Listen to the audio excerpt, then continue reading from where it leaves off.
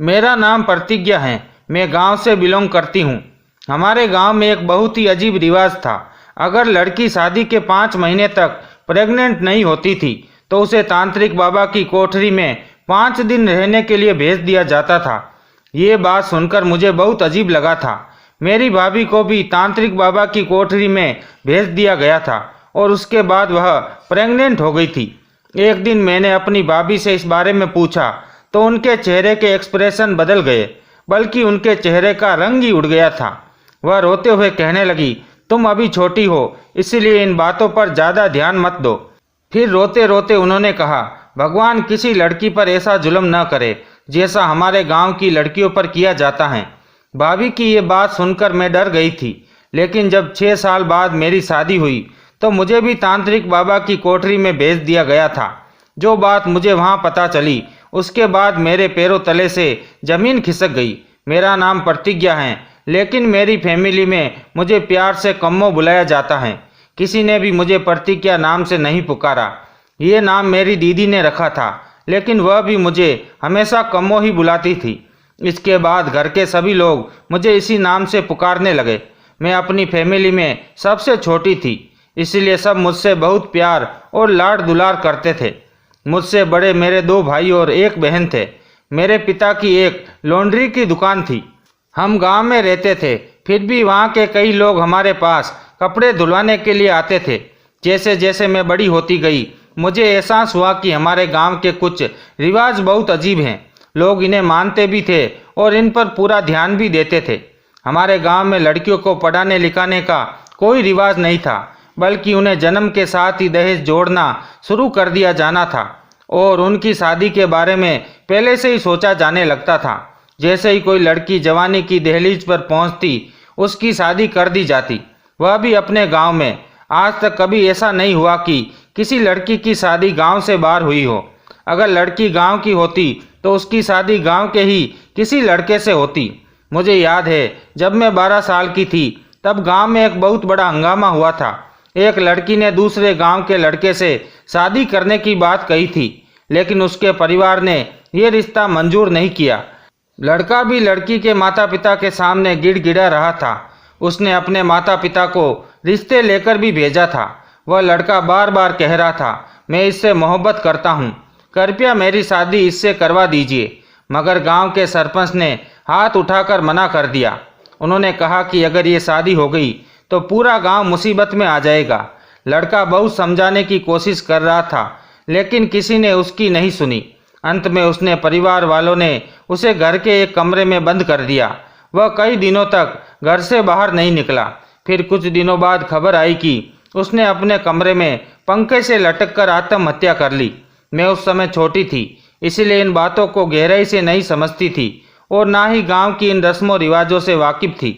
मैं सिर्फ 4वीं कक्षा तक पढ़ी थी, लेकिन मुझे आगे पढ़ने का बहुत शौक था, मगर मेरे पिता ने मना कर दिया। मैं 4वीं तक भी बहुत जिद करके पढ़ी थी। मेरे घर वाले तो मेरा स्कूल में एडमिशन ही नहीं कराना चाहते थे। जब मैंने आगे पढ़ने की जिद की तो मेरे पिता बोले, बस यहीं तक बहुत है, हमारे गांव में ये सब नहीं चलता। मैं बहुत रोई, बहुत तड़पी, मगर मेरे पिता पर कोई असर नहीं हुआ।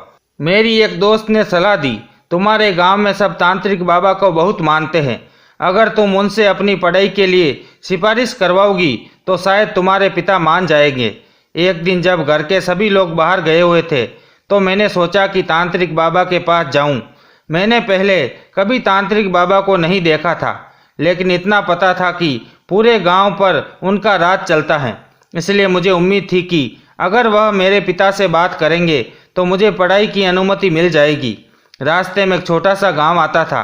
जैसे ही मैं वहां से गुजरी, घर की खिड़की से एक लड़की झांक रही थी। उसने मुझे आवाज़ लगाई और अंदर बुला लिया। वह पूछने लगी, इतनी धूप में तुम कहाँ जा रही हो? मैंने उसे सारी बात बताई और कहा कि मैं तांत्रिक बाबा के पास जा रही हूँ। कुछ देर सोचने के बाद उसने मुझसे कहा, तुम्हें पढ़ने का बहुत शौक है तो मैं तुम्हें पढ़ाऊंगी। उस लड़की का नाम अवंतिका था। जब दोपहर को मेरे घर वाले सोने के लिए लेट जाते थे, तब मैं चोरी छिपे अवंतिका मैम के पास पढ़ने जाने लगी। उन्होंने मुझे किताबें और कॉफ़ियाँ भी दी। अवंतिका मैम को देखकर लगता था कि वह बहुत पढ़ी लिखी हैं। वह अपने घर में अकेली ही रहती थी, क्योंकि मैंने उसके घर में कभी किसी और को नहीं देखा था। गांव की लड़कियां और औरतें पुरानी साड़ियां पहनती थी, मगर अवंतिका मैम हमेशा अच्छे और स्टाइलिश सूट पहना करती थी। उनके बोलने का तरीका और उनका गेटअप मुझे बहुत पसंद था। 6 साल तक मैं चोरी छिपे उनसे पढ़ाई कर रही थी। अगर घर में किसी को मुझ पर शक होता तो मैं अपनी एक दोस्त के घर जाने का बहाना बना लेती। अवंतिका मैम ने मुझे 9वीं और 10वीं का एग्ज़ाम भी दिलवा दिया था। उन्होंने खुद मुझे स्कूल में ले जाकर मेरे पेपर्स दिलवाए। मेरी माँ और बहन को इस बारे में पता था, लेकिन मेरी वजह से उन्होंने घर पर किसी को नहीं बताया। जब मैंने हाई स्कूल कंप्लीट कर लिया तो मेरी माँ ने कहा, अब तुम बड़ी हो गई हो, इसलिए तुम्हारे पिता और दोनों भाइयों ने तुम्हारे घर से बाहर जाने पर पाबंदी लगा दी है। इसके बाद मेरे भाई की शादी की तैयारियां होने लगी। मैंने माँ से कहा, मैं चाहती हूँ कि भैया की शादी में अवंतिका मैम को भी बुलाया जाए। ये सुनकर माँ अचानक घबरा गई और बोली, खबरदार किसी को बताना भी मत कि तुम अवंतिका को जानती हो। इस गांव के सभी लोगों ने उससे संबंध खत्म कर लिए हैं। मैं हैरान रह गई और पूछा, मगर ऐसा क्यों माँ? माँ बोली, क्योंकि एक दिन उसने तांत्रिक बाबा के साथ बहुत बदतमीजी की थी। तांत्रिक बाबा वही हैं जिन्हें गांव के लोग बहुत इज्जत देते थे और जिनका बहुत सम्मान किया जाता था। उन्हें ही गांव का सरपंच भी बना दिया गया था। उस दिन मुझे पहली बार अपने गांव की अजीबोगरीब रस्मों और रिवाजों के बारे में पता चला कि जो लड़की शादी के 5 महीने बाद तक गर्भवती नहीं होती, उसे तांत्रिक बाबा के पास 5 दिन रहने के लिए भेज दिया जाता है, जहां उसका इलाज किया जाता है और फिर वह गर्भवती हो जाती हैं। अवंतिका मैम बाकी लड़कियों से काफ़ी अलग थी। वह पढ़ी लिखी भी थी, इसलिए शादी के बाद जब वह गर्भवती हुई तो उन्होंने तांत्रिक बाबा के पास जाने से इनकार कर दिया था। इसके परिणाम स्वरूप उनके परिवार वालों और ससुराल वालों ने उनसे सारे संबंध समाप्त कर दिए और उन्हें घर में बंद कर दिया था। यह सब मुझे पहली बार पता चला था और ये रिवाज सुनकर बड़ा ही अजीब लगा था। फिलहाल मेरे बड़े भैया और मेरी बहन की शादी एक ही दिन हो गई थी। शादी के बाद मेरी बहन अपने ससुराल चली गई और भाभी हमारे घर आ गई। वह हमारे गांव की ही थी, इसलिए उन्हें पहले से ही मैं जानती थी। भाभी के घर आने से मैं बहुत खुश थी, क्योंकि मेरी बहन की विदाई के बाद मैं खुद को बहुत अकेला महसूस कर रही थी। मगर भाभी के आने के बाद मुझे एक नई दोस्त मिल गई। भाभी बहुत अच्छी, समझदार और सुशील और संस्कारी थी। वह सारा दिन भगवान की पूजा में व्यतीत करती थी। जब मैंने उससे इसका कारण पूछा तो उन्होंने कहा, प्रार्थना करो कि भगवान जल्द से जल्द तुम्हें संतान दे दे।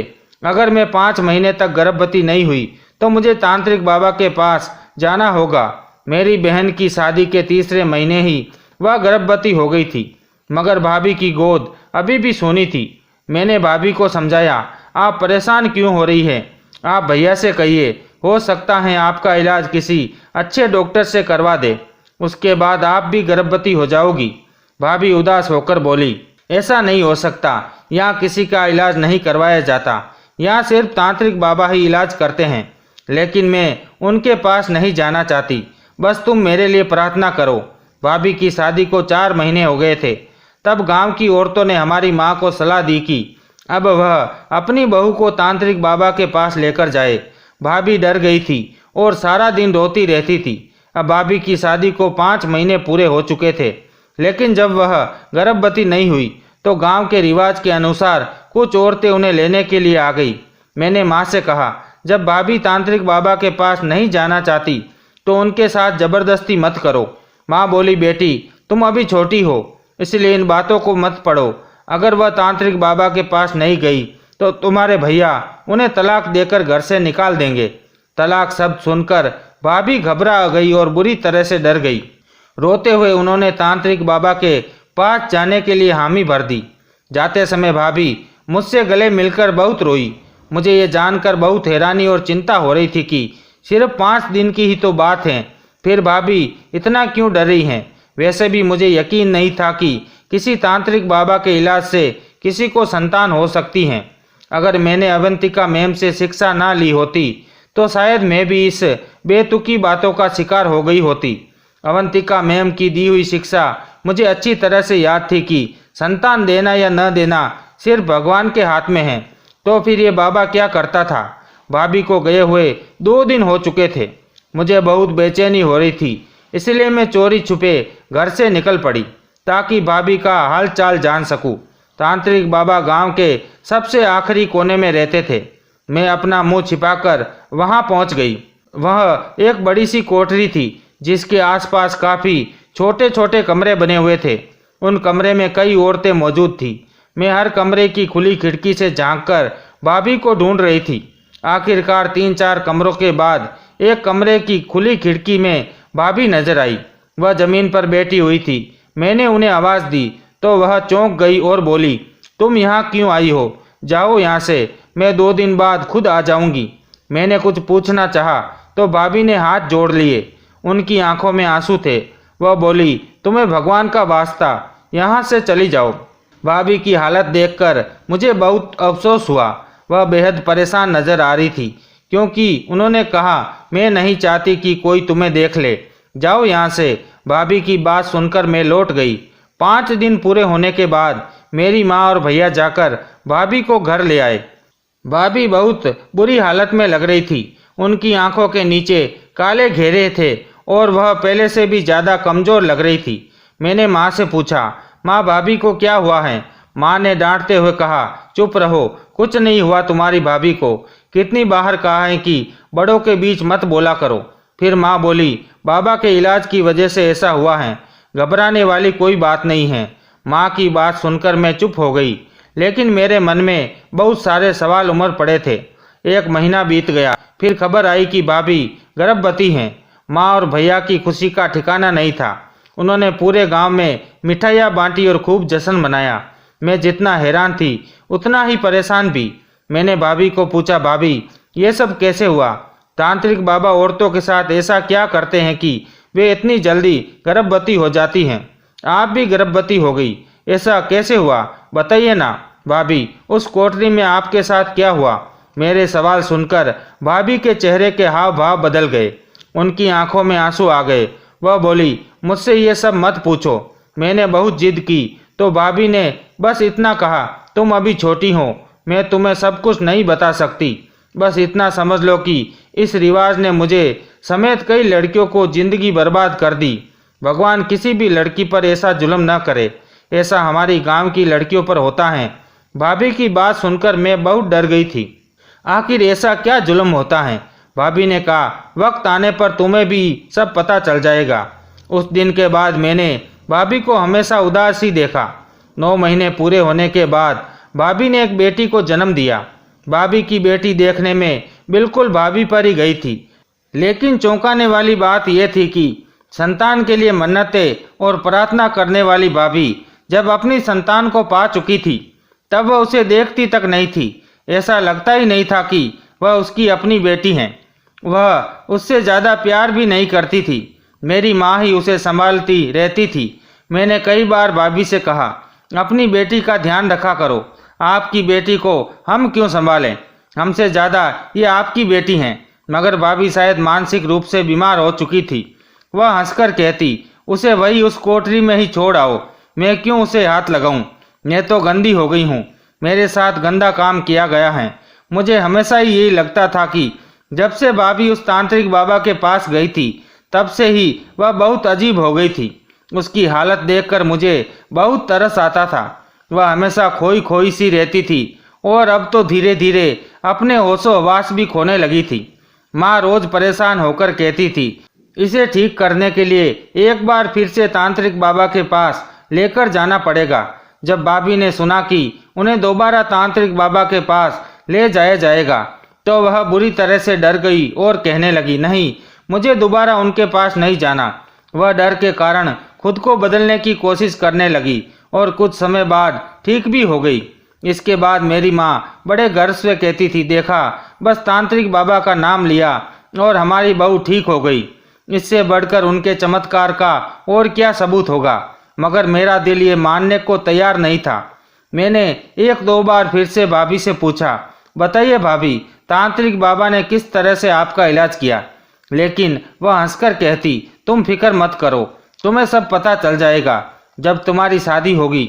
भाभी की हालत देखकर मैं सोचती रही थी कि भगवान न करे मुझे भी उस बाबा के पास जाना पड़े। इस तरह 2-3 साल बीत गए। इस दौरान मेरी एक बहुत पक्की सहेली की भी शादी हो गई। जब भी वह 5 महीने तक गर्भवती नहीं हुई तो उसे भी तांत्रिक बाबा के पास भेज दिया गया।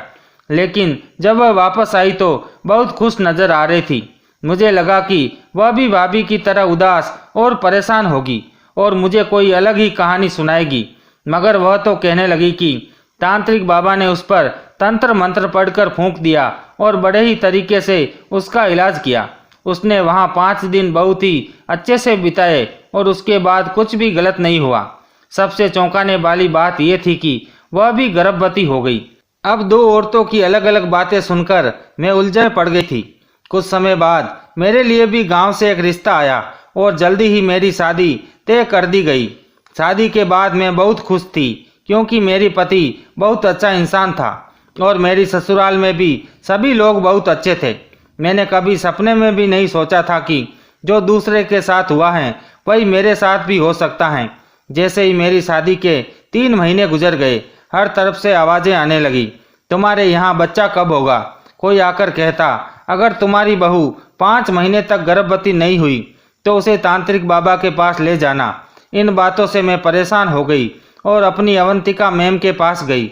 मैंने उन्हें सारी बात बताई और उनसे सलाह मांगी। उन्होंने कहा, ऐसा करो, अपनी शादी के 5 महीने पूरे होने के बाद अपने ससुराल वालों से झूठ बोल देना कि तुम गर्भवती हो गई हो। मैं उनकी ये राय सुनकर परेशान हो गई और कहने लगी, लेकिन कुछ दिनों बाद जब सच सबके सामने आएगा तब क्या होगा? इस पर अवंतिका मैम ने कहा, तो फिर तुम्हारे पास एक ही रास्ता है, तुम वहां जाने से मना कर दो। मैंने दुखी होकर कहा, लेकिन अगर मैंने मना कर दिया तो मुझे घर के अंदर कैद करके रख दिया जाएगा। आप तो बहुत मजबूत हो, लेकिन मैं इस तरह की जिंदगी नहीं जीना चाहती। अवंतिका मैम ने हैरान होकर पूछा, फिर तुम क्या करोगी? मैंने जवाब दिया, मैं तांत्रिक बाबा के पास जरूर जाऊंगी और सच का पता लगाऊंगी, आखिर वहां पर होता क्या है। इसके बाद मैंने अपनी सांस से कह दिया, ठीक है, मैं चली जाऊंगी। रिवाज के मुताबिक मेरी सास और गांव की 2 औरतें मुझे अपने साथ तांत्रिक बाबा की कोठरी में छोड़ने के लिए ले गई। रास्ते में मेरी भाभी मिल गई और उन्होंने इशारे से मुझे मना किया कि वहां मत जाओ। मगर मैं इतने सालों से अपने अंदर चल रही कश्मकश और सवालों के जवाब जानना चाहती थी, इसलिए मुझे वहां जाने का कोई डर या खौफ नहीं था। जैसे ही मैंने वहां कदम रखा, हैरानी की वजह से मेरे पैर जकड़ गए। ये वह माहौल नहीं था जो मेरी शादी से पहले था। यहाँ पर सारी औरतें गीता का पाठ कर रही थी और चारों तरफ अगरबत्ती की खुशबू आ रही थी। मैंने इससे पहले कभी तांत्रिक बाबा को नहीं देखा था, सिर्फ उसका नाम सुना था, लेकिन जब मैंने उन्हें देखा तो मैं दंग रह गई। उनके पास एक काला पत्थर रखा हुआ था और वह आंखें बंद करके बैठे थे। लोग उनके पास जाते और वह उन पर कुछ पढ़कर फूंक मारते। ये सब देखकर मैं बहुत ज़्यादा हैरान हो गई थी। भाभी तो कुछ और कहती थी, लेकिन यहाँ पर ऐसा कुछ भी नहीं था। मेरी सास मुझे तांत्रिक बाबा के कहने पर एक कमरे के अंदर छोड़ गई। ये कमरा छोटा और साधारण था। चारों तरफ चादरें बिछी हुई थी और जगह जगह पर मोमबत्ती जल रही थी। पूरे कमरे में मोमबत्ती की रोशनी थी। इस कमरे का माहौल थोड़ा डरावना था, लेकिन कमरे में मेरे अलावा और कोई मौजूद नहीं था। मैं यहाँ अकेली थी। मुझे अपनी सहेली की बात पर यकीन होने लगा कि यहाँ सिर्फ तंत्र मंत्र पढ़कर ही औरतों का इलाज किया जाता है। मेरी सास ने मुझे बताया कि मुझे 5 दिन तक लगातार यहीं रहना होगा। मैं सुबह यहाँ आई थी, लेकिन अब रात हो चुकी थी। रात में एक लड़की मुझे खाना देने के लिए आई। उसके अलावा अभी तक कोई मुझसे मिलने नहीं आया और ना ही बाबा ने मुझे बुलाया था। मैंने सोचा कि शायद उनके पास ज़्यादा भीड़ होगी, इसलिए मुझे सुबह बुलाया जाएगा। यही सब सोचकर मैं सोने के लिए लेट गई। मैं बहुत गहरी नींद में थी जब आधी रात को मुझे ऐसा एहसास हुआ कि कोई कमरे के अंदर दाखिल हुआ। मेरी तो जान ही निकल गई। कमरे में बहुत अंधेरा था। मेरे दिमाग में ये सब बातें घूमने लगी जो भाभी कहा करती थी। इससे पहले कि मैं शोर मचाती, मैंने देखा कि उस आदमी के हाथ में एक जलती हुई मोमबत्ती थी। जैसे ही मोमबत्ती की रोशनी उस आदमी के चेहरे पर पड़ी तो मुझे कुछ सुकून मिला। वह कोई और नहीं बल्कि मेरे पति थे। मैं हैरानी से पूछा, आप यहाँ क्या कर रहे हैं? तो वह कहने लगे, तांत्रिक बाबा ने कहा कि तुम अपनी पत्नी के कमरे में रात को जाकर सो जाना, ताकि वह यहाँ अकेले डर न जाए। इसलिए मैं तुम्हारे पास आ गया। यह सुनकर मुझे बहुत तसल्ली हुई कि तांत्रिक बाबा वैसे नहीं हैं जैसा मैंने उनके बारे में सोचा था। अगले दिन सुबह सुबह तांत्रिक बाबा ने मुझे और मेरे पति को अपने पास बुलाया। उन्होंने हम दोनों पर कुछ पढ़कर फूंक मारा और फिर मेरे पति अपने काम पर चले गए। उसके बाद मेरे पति ने मुझे मेरे ही कमरे में बने मंदिर के सामने बैठकर प्रार्थना करने को कहा। फिर रात हुई तो मेरे पति दोबारा मेरे पास आ गए। वहाँ का माहौल देखकर मैं बहुत प्रभावित हुई थी, लेकिन एक बात मुझे समझ नहीं आई, मेरे पति ने तांत्रिक बाबा को इतने सारे पैसे क्यों दिए। मैंने उनसे पूछा, क्या यह उनकी फीस थी या कुछ और? तो मेरे पति हंसकर बोले, अरे पागल, तांत्रिक बाबा हमारे लिए कितना कुछ कर रहे हैं, उनकी कोई फीस नहीं है, लेकिन मैंने अपनी खुशी से उन्हें ये पैसे दिए हैं। ये हमने ज़बरदस्ती नहीं ली गई रकम है, बल्कि लोग अपनी हैसियत और श्रद्धा के अनुसार उन्हें पैसे देते हैं। बाबा जी इतने अच्छे हैं, तभी तो पूरा गांव में उनका इतना सम्मान किया जाता है। तांत्रिक बाबा के पास 5 दिन तक मेरा इलाज चलता रहा। मुझे वहाँ कुछ दवाइयाँ पीने के लिए दी जाती थी और बाबा मुझ पर कुछ पढ़कर फूंकते थे, लेकिन उन्होंने कभी मेरी तरफ नज़र उठाकर भी नहीं देखा। भाभी की सारी बातें झूठी निकली। वह ऐसे रोती थी जैसे वहाँ औरतों पर बहुत जुल्म किया जाता हो, लेकिन मैंने अपनी आंखों से देखा कि वहाँ कुछ भी नहीं था। मैं पूरे 5 दिन वहाँ रहकर वापस आ गई। मेरे सास और मेरे पति को पूरा यकीन था कि मैं बहुत ही जल्द उन्हें गर्भवती होने की खबर सुना दूंगी, मगर 2 दिन 3 महीने गुजर गए और अभी तक मैं गर्भवती नहीं हुई थी। मेरी सास और बाकी लोग तरह तरह की बातें करने लगे कि लगता है इन पति पत्नी के पाप कुछ ज़्यादा ही हैं, जो तांत्रिक बाबा के इलाज के बावजूद भी ये दोनों माता पिता नहीं बन पा रहे हैं। मैं बहुत परेशान थी और इसी परेशानी में अपने माता पिता के घर चली गई। वहाँ पर भाभी भी मौजूद थी और अपनी बेटी को खाना खिला रही थी। भाभी मुझे देखकर कहने लगी, क्या हुआ, वहाँ जाकर तुमने अपना शौक़ पूरा कर लिया? मैंने तुम्हें मना किया था ना कि तुम वहाँ मत जाओ, लेकिन तुमने मेरी एक बात ना सुनी। मैं पहले से ही बहुत परेशान थी और भाभी की बात सुनकर मुझे और भी ज़्यादा गुस्सा आ गया। मैंने गुस्से में कहा, आपने मुझसे झूठ क्यों बोला? वहाँ तो कुछ भी ऐसा वैसा नहीं किया जाता जिसे बताकर आप इतना रो रही थी। वह तांत्रिक बाबा तो बहुत शरीफ इंसान है और लोगों का इलाज बहुत ईमानदारी से करते हैं। मेरी बात सुनकर भाभी हंसने लगी और कहने लगी, तो फिर तुम अब तक प्रेग्नेंट क्यों नहीं हुई और बाकी की औरतें वहाँ जाने के बाद प्रेग्नेंट क्यों हो गई? मैं कैसे प्रेग्नेंट हो गई? मेरे पास तो एक बेटी भी है। मैं भी तो तांत्रिक बाबा के पास गई थी ना। मेरे पास भाभी के सवाल का कोई जवाब नहीं था, इसलिए मैं चुप रही। भाभी कहने लगी, तुम्हें डॉक्टर के पास जाना चाहिए। मैंने कहा, भाभी आपको तो पता है कि हमारे गांव में डॉक्टर के पास नहीं बल्कि इसी तांत्रिक बाबा के पास ही जाते हैं। मैंने आपकी ही बातों पर यकीन किया था और वहां चली गई थी, ताकि अगर वहां कुछ गड़बड़ हो तो मैं इसका सच पूरे गांव के सामने ला सकूं। लेकिन मुझे तो वहां कुछ गड़बड़ नज़र नहीं आई। भाभी कहने लगी, अब तुम देखना, रोज़ तुम्हारे घर 2 औरतें आएगी और जो तुमसे कहेगी कि अपने पापों का पश्चाताप करने के लिए दोबारा तांत्रिक बाबा के पास चली जाओ। तुम नहीं भी जाना चाहोगी तो भी ये सारे गांव वाले तुम्हें दोबारा वहां भेजने के लिए मजबूर कर देंगे और इस बार तुम्हारा पति भी तुम्हारे साथ खड़ा नहीं होगा। भाभी ने जो कुछ कहा उसे सुनकर मैं बहुत डर गई और अपने ससुराल वापस गई। लेकिन इस बार तो वही हुआ जैसा भाभी ने कहा था। रोज़ अलग अलग 2 औरतें हमारे घर आ जाती और मेरी सास से वही सब कुछ कहती जो मुझे भाभी ने पहले ही बता दिया था। वह कहती, बहू को दोबारा से तांत्रिक बाबा के पास लेकर जाओ, इसके पापों का पश्चाताप करवाओगी, तभी जाकर तुम दादी बनोगी। रोज़ हमारे घर में कोई ना कोई नई औरत आती और मेरी सास को पट्टियाँ पढ़ाती। वही सब कुछ चल रहा था जिसके बारे में भाभी ने मुझे पहले ही बता चुकी थी। मैं इन सारी हालतों से बहुत तंग आ चुकी थी, लेकिन अब मेरी सास के तेवर भी बदलने लगे थे और मुझे उनके रवैये से डर लगने लगा था। इसलिए एक दिन मैंने अपने पति से कहा, चलो दोबारा तांत्रिक बाबा के पास चलते हैं। अब तक भाभी की कई सारी बातें सच साबित होती चली जा रही थी।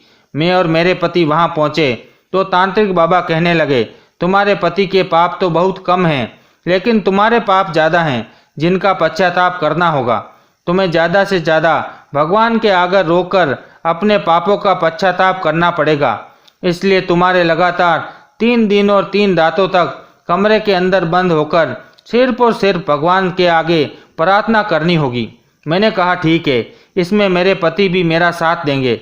लेकिन तांत्रिक बाबा ने कहा नहीं, इस बार तुम्हारा पति तुम्हारा साथ नहीं देगा और ना ही कमरे में रुकेगा। ये सुनकर तो मेरे पसीने छूट गए। भाभी की कही गई हर बात सच साबित हो रही थी। ना जाने क्या सच था और क्या झूठ। वह जो मैं अपनी आंखों से पिछली बार देख चुकी थी वह सच था, या जो मैं अब देख रही हूँ वह सच था। मैं अपने पति को रोकना चाहती थी, मगर वह नहीं रुके और मुझे छोड़कर चले गए। मेरा दिल कह रहा था कि मुझे यहाँ से भाग जाना चाहिए, क्योंकि मुझे अपने साथ कुछ गलत होने का अंदाजा हो रहा था। लेकिन मैं उठकर कमरे में चली गई जहाँ तांत्रिक बाबा ने मुझे जाने के लिए कहा था।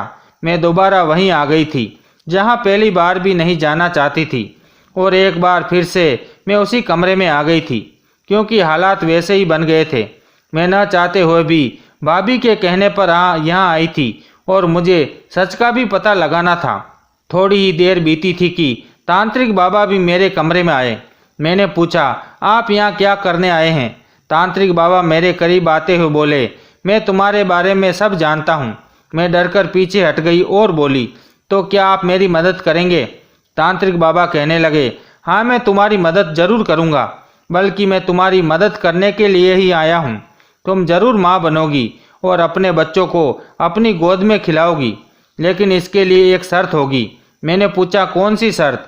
तांत्रिक बाबा ने जो शर्त बताई उसे सुनकर मेरे पैरों तले जमीन ही खिसक गई। भाभी ने सच ही कहा था। वह इंसान नहीं बल्कि एक बहुत बड़ा दरिंदा था, इंसान के रूप में छुपा हुआ एक भेड़िया जो लोगों के साथ गलत कर रहा था। उसने मुझसे एक घिनौनी बात करने के लिए कहा था। मैंने जब इनकार किया तो वह कहने लगा, इस बार से तो तुम कभी भी माँ नहीं बन सकती। रोज लोग तुम्हारे घर जाकर तुम्हें बेइज्जत करेंगे और तुमसे सवाल जवाब करेंगे, तब तुम उन्हें क्या जवाब दोगी? उसने मुझे इतने बुरे तरीके से इमोशनल ब्लैकमेल किया कि मेरे पास और कोई चारा नहीं बचा था सिवाय इसके कि मैं इसकी बात को मानने के बारे में सोचूं। वह खतरनाक हंसी हंसने लगा। मैं सब कुछ समझ चुकी थी। मैंने पूछा, यकीनन जो औरतें तुम्हारे पास आती होगी तुम उसके साथ भी यही सब कुछ करते होंगे और उन्हें इसी तरह से ब्लैकमेल करते होंगे, इसलिए वे बेचारी चुप हो जाती होगी और अपनी इज्जत तथा शादी बचाने की खातिर इन सब गलत कामों के लिए तैयार हो जाती होगी। तांत्रिक बाबा कहने लगा, ऐसा ही है। जो लड़कियां मेरे पास आती हैं वे ज़्यादा ही बेबस और लाचार होती हैं, जमाने और ससुराल की सताई हुई होती हैं। अगर उनके यहाँ बच्चा पैदा ना हो तो उनका तलाक हो जाएगा। इसी डर से वे मेरे पास आती हैं और मेरे बच्चों की माँ बनकर अपनी शादीशुदा ज़िंदगी बचा लेती हैं। मेरी मानो तो तुम्हें भी अपनी शादीशुदा ज़िंदगी बचाने के लिए ऐसा ही करना चाहिए। मैंने गुस्से में कहा, तुम्हें शर्म नहीं आती मासूम गांव वालों को धोखा देते हुए? ये रस्म रिवाज के नाम पर तुमने बहुत सी औरतों के साथ गलत काम किया है और उनकी इज्जत के साथ खिलवाड़ किया है। वह हंसने लगा और कहने लगा, इस रिवाज की शुरुआत मेरे पिता ने की थी। वे अच्छी खासी कमाई करते थे और इलाज के नाम पर अय्याशी भी कर लिया करते थे। ये गांव वाले बहुत मासूम लोग हैं। इन्हें बेवकूफ़ बनाना बहुत ही आसान बात है, क्योंकि इन्हें बेवकूफ़ बनाया नहीं जा सकता। ये लोग तो पहले से ही बेवकूफ़ हैं।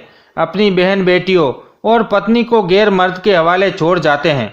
उस आदमी की बातें सुनकर मैं शॉक्ड रह गई थी। उसने मुझे इतनी हैरान कर देने वाली बातें बताई थी जो कल्पना से थी। जिस आदमी को पूरे गांव वाले अपना सब कुछ मानते थे, वह इतना घटिया इंसान हो सकता है, ये मैंने कभी सपने में भी नहीं सोचा था। लेकिन जब मैं पहली बार यहाँ आई थी तो सब कुछ अलग था। तब उसने अपनी असलियत क्यों नहीं दिखाई?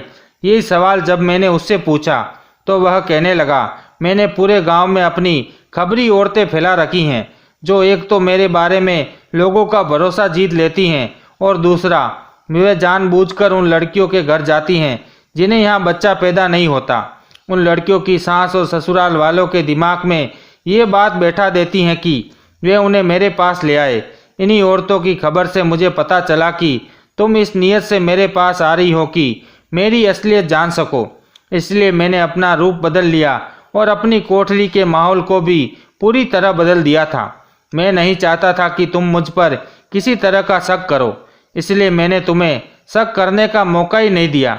मैंने ही उन औरतों को दोबारा तुम्हारे घर भेजा ताकि वे ताने देकर तुम्हें इतना मजबूर कर दे कि तुम दोबारा यहाँ आने पर खुद मजबूर हो जाओ। और वही हुआ। आखिरकार तुम्हें औलाद के लिए यहाँ दोबारा आना ही पड़ा। अगर तुम नहीं आती तो तुम नहीं जानती कि तुम्हारे साथ कितना बुरा हो सकता था। तुम्हारी सास तुम्हें तलाक दिलवा देती। मैंने सोचते हुए कहा, अगर मैं तुम्हारी असलियत पूरे गांव वालों को बता दूं, तो तांत्रिक बाबा कहने लगा, अगर तुम ऐसा करोगी तो तुम बुरा पछताओगी, क्योंकि कोई भी तुम्हारी बात का यकीन नहीं करेगा। तुम्हें याद नहीं कि तुम शायद इन गांव वालों के सामने मेरी तारीफ कर चुकी हो। ये बात तो सच में बिल्कुल सही थी। ऐसा ही था।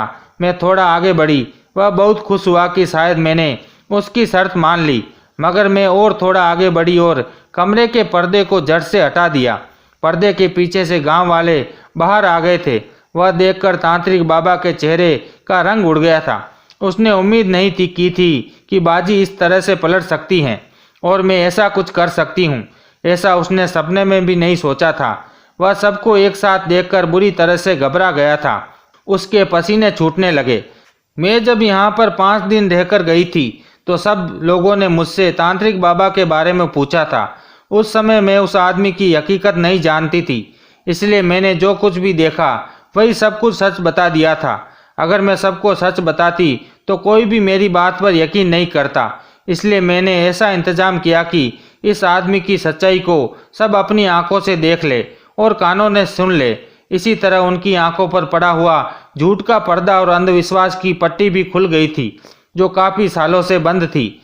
ये कमरा छोटा था, लेकिन अंधेरे की वजह से मैंने पहले ही गांव के लोगों को पर्दे के पीछे छुपा दिया था और चारों तरफ 2-2 लोग खड़े कर दिए थे।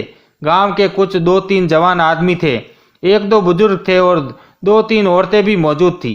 मैं इन सब लोगों को बड़ी मुश्किल से यहाँ पर लेकर आई थी। मैंने इन लोगों से पहले ही बात कर ली थी कि बड़ी मुश्किल से इन लोगों को अपने साथ यहाँ लाने के लिए राजी किया था, क्योंकि ये लोग तो अपने बाबा के बारे में कुछ गलत सुनने या मानने को तैयार ही नहीं थे। मुझे झूठा साबित करने के लिए ये लोग यहाँ पर आए थे। अगर मैं खुद बताती तो कोई मेरी बात पर यकीन नहीं करता, इसलिए मैं इन आदमी के मुंह से ही सारी सच्चाई उगलवाना चाहती थी। मैंने इससे इस तरह से बात की कि ये मेरे अपने गुनाह खुद अपने मुंह से कबूल कर ले। इस आदमी ने अपने सारे गुनाहों की सच्चाई अपने मुंह से कह दी थी और सारे लोगों ने उसे सुना भी लिया था। मेरा पति भी कमरे में मौजूद था। मेरे पति ने आगे बढ़कर तांत्रिक बाबा की पिटाई करनी शुरू कर दी और बाकी सारे मर्द भी उसके साथ मिल गए थे। औरतों ने भी उन औरतों को पकड़ लिया और जो सारे गांव में फसाद फैलाती थी। मैंने ये सब कुछ अपनी भाभी से कहने पर किया था और मैं खुश थी कि इस झूठे और ढोंगी तांत्रिक बाबा की असलियत मैंने पूरे गांव के सामने ला दी थी। अवंतिका मैम ने जब ये बात सुनी तो खुशी से मुझे गले लगा लिया और कहने लगी, जिस काम की हिम्मत में सारी जिंदगी नहीं कर पाई वह काम तुमने कर दिखाया। मेरी दोस्त ने मेरा बहुत शुक्रिया अदा किया और मुझसे माफ़ी मांगने लगी। उसने कहा कि उस समय वह बहुत डर गई थी, इसलिए उसने मुझे बाबा की असलियत नहीं बताई थी। उसे नाटक करना पड़ा क्योंकि इस तांत्रिक बाबा ने उसे तलाक की धमकी दी थी। इसीलिए वह इस बाबा के कहने के मुताबिक मजबूर हो गई और जैसा उसने कहा जा रहा था वह वैसा ही कर रही थी।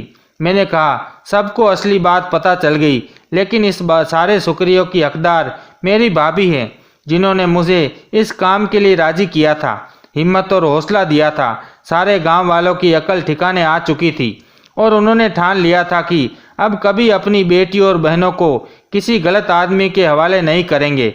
उस दिन के बाद सारे गांव का माहौल ही बदल गया था। सारे गांव वाले समझदार हो गए थे और उन्होंने अपने घर की बेटियों को शिक्षा देना शुरू कर दिया था। अब हमारे गांव के लोग भी काफ़ी समझदार हो गए थे। कुछ ही महीनों बाद मैंने भी एक प्यारे से बच्चे को जन्म दिया। तांत्रिक बाबा को पुलिस के हवाले कर दिया गया था और उसे कड़ी से कड़ी सज़ा दिलवाई गई थी। अब गांव के सारे लोग और औरतें खुशी खुशी अपनी ज़िंदगी गुजार रहे थे। दोस्तों उम्मीद करते हैं कि आपको हमारी कहानी पसंद आई होगी। अगर कहानी पसंद आई तो वीडियो को लाइक करें। अगर आप चैनल पर नए हो तो चैनल को सब्सक्राइब करें और हाँ, नोटिफिकेशन बेल को ज़रूर दबाएं ताकि अगली अपडेट सबसे पहले आपको मिले।